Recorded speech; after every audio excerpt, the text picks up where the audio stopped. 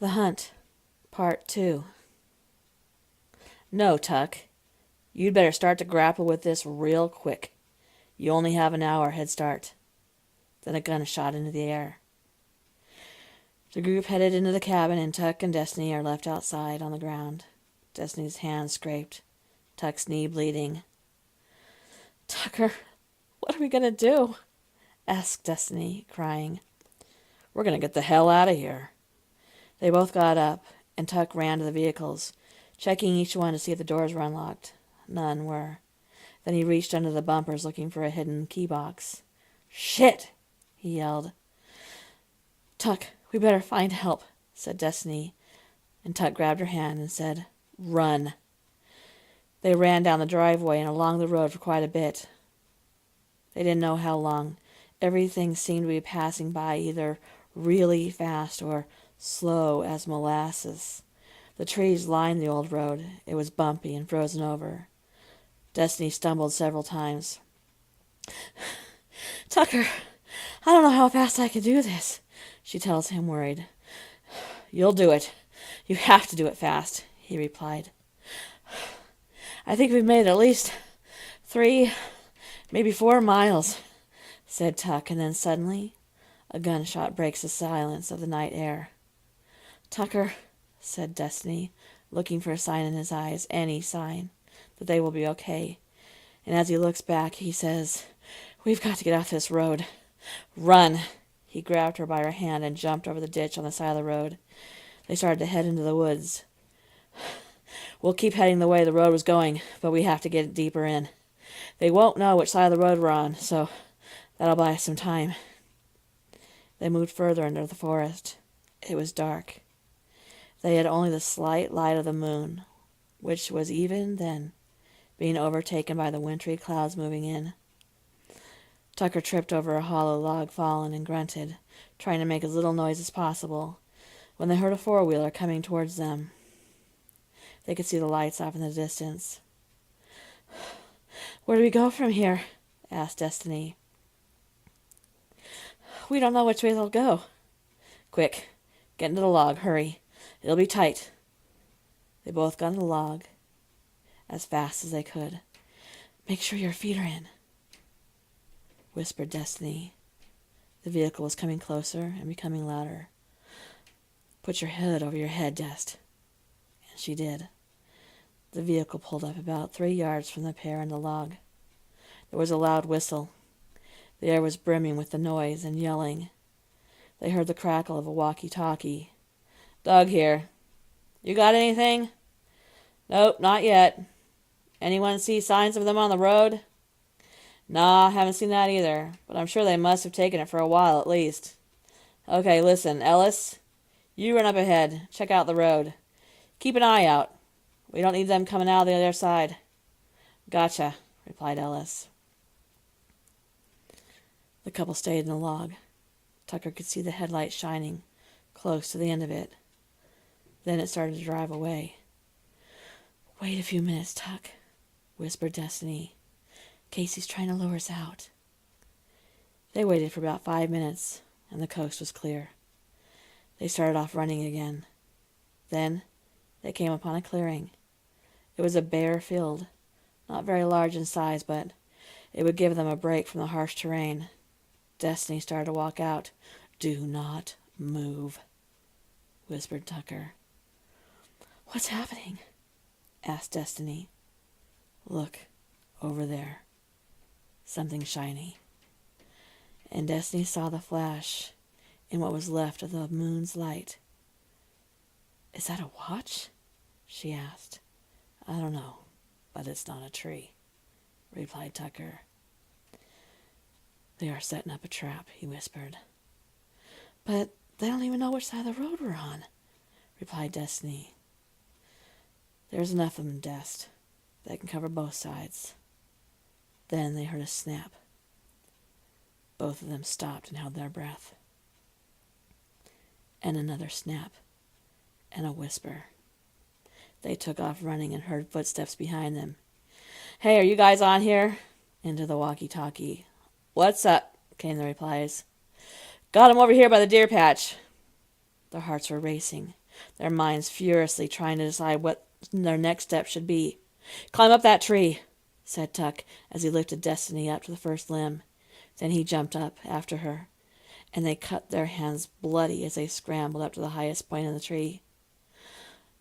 Tucker held on to Destiny and whispered, "Listen, if anything happens to me tonight." "Shh," she cried. "Shh. Don't talk like that." "Listen, Dest. I have to. We have to. If anything happens tonight, you need to know how much I love you.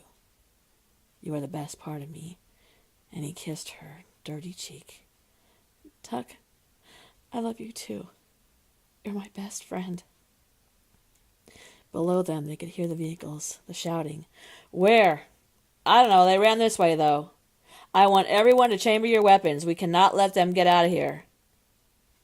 Then the snow started falling gently, but enough to cover the ground just a bit. Enough that, even if they got out of this tree, their footsteps could be followed. And when it was beginning to be daylight, too.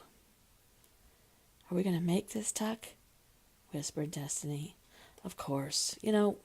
This could all be some crazy game they play to initiate the newbies, It probably is." "Well, if it is, then fuck them. I'm not going to be friends with people who could do something like this." After a couple of hours, they decided to climb down. When they were halfway down, it was daylight and gray. The snow was picking up a bit when Destiny fell off of a branch. And when it broke, it stabbed into her stomach a bit. She grabbed the next branch as Tuck grabbed her arm, and they were relieved that she hadn't fallen, but drip, drip. She was bleeding badly, and it was dripping off a tree limb and onto the snowy forest floor. Tucker asked to see her wound, and when she was lifting up her jacket to show him, she heard the silence of the morning being broken by the loudest noise she'd ever heard. She saw Tuck look at her quickly, and then he fell back, hitting the tree limbs, and as some broke, they gave way to him falling to the ground, next to the blood droplets. Destiny clung to the tree, terrified. She could make out Tuck on his back. "I got him! I got him! This is my first one!" yelled Kevin into the walkie. "Woohoo! Yes!" He was excitedly jumping around. "Did you get them both?" came back on the walkie. "No, just him." "Well, she's got to be there too. Move it." And that's when Ellis arrived and glanced up into the tree, spotting Destiny. "Is he dead?" asked Ellis, casually. "I'm not sure," replied Kevin. "Well, how can you go around claiming him if he's not dead? Getting your first kill means that you have to kill the man. Come on, get with it." Kevin knelt down next to Tucker, took off his gloves, and put his fingers to Tuck's neck. "No, he's still alive," reported Kevin. Then another loud blast, but this time it was from the rifle that Ellis was holding, and he was pointing it at Tucker. The bullet struck him in the chest. "Now he's dead. See, that's how claiming a kill works, Kevin. If you can't follow the rules, we'll be sending you and Daphne next." Without looking up, Ellis calmly says, "Get down, Destiny. With the amount of blood you're losing, you're either going to come down this way, or you'll faint from blood loss and come down the hard way." Destiny didn't move. "I said get down. You'll be fine. We'll fix you up. You win. Let's get you back to the cabin." Destiny looked into his eyes and was struck by how cold he was. All the other men had shown up by now, and they were one by one checking to make sure that Tucker was dead. Destiny couldn't even breathe. She was shaking so badly that she doubted she could climb down. Her eyes were swollen from crying, and she was wiping her nose on her jacket sleeve. Slowly, she climbed down. "There," said Ellis. "I told you to be fine." He laughed as the other men looked on in silence. Kevin with a grimace on his face. Mad, she guessed, that Ellis had shot Tuck. Her Tuck. Oh, my God. Tucker, she cried as she knelt down beside him, placing her head on his chest. She was so hysterical that she didn't hear the gun being chambered and the pistol shooting her in the back of the head. Kevin yelled, "Kill! How's that, Ellis?" "Yes!" "Nicely done, Kevin," replied Ellis. "All right, guys, load 'em up. We've got to get rid of any evidence, and we've already missed lunch." The guys were patting Kevin on the back while they casually loaded the bodies of Tucker and Destiny into a truck.